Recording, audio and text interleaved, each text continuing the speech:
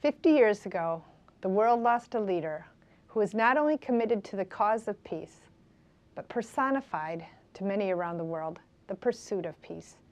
That man was President John F. Kennedy. Today, the world mourns the 50th anniversary of his passing.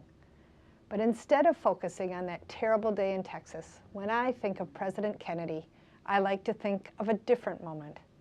It was 2 a.m. on October 14th, 1960, and after a full day of campaigning for the presidency, then Senator Kennedy arrived at the University of Michigan in Ann Arbor, ready to get some sleep. But 10,000 students weren't going to let him rest. They were waiting to hear the presidential candidate speak. The Peace Corps traces its roots to that moment when Senator Kennedy challenged those students to serve their country in the cause of peace by living and working in developing countries. In so doing, he presented to our nation and the world a bold new experiment in public service. The reaction was both swift and enthusiastic, and since 1961, more than 215,000 Americans have responded to his call to service. Peace Corps is living proof of the power of an idea to capture the imagination of an entire nation and nations beyond our own. Today, I'm delighted to share a story from two Peace Corps volunteers, a married couple currently serving in Colombia.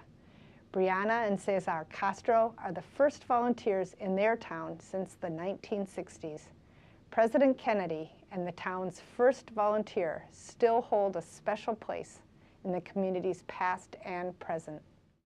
It's a small town and we didn't know anyone, and we'd walk around in the evenings. What people do is they just walk in circles around the town. So we said, okay, we're gonna go walk around town in the evenings to get to know people.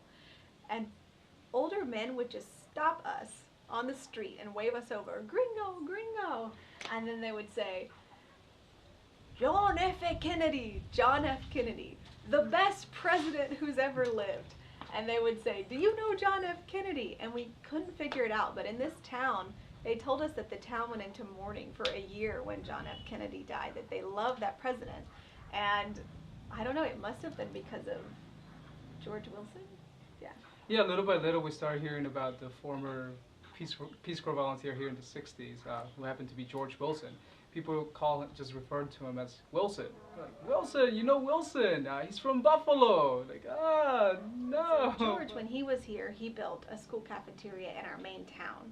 And everyone knows that Peace Corps helped do that Peace Corps helped build the wall around the cemetery, and that John F. Kennedy founded Peace Corps. So the connection. The love for Peace Corps and the love for John F. Kennedy and George Wilson is all tied together.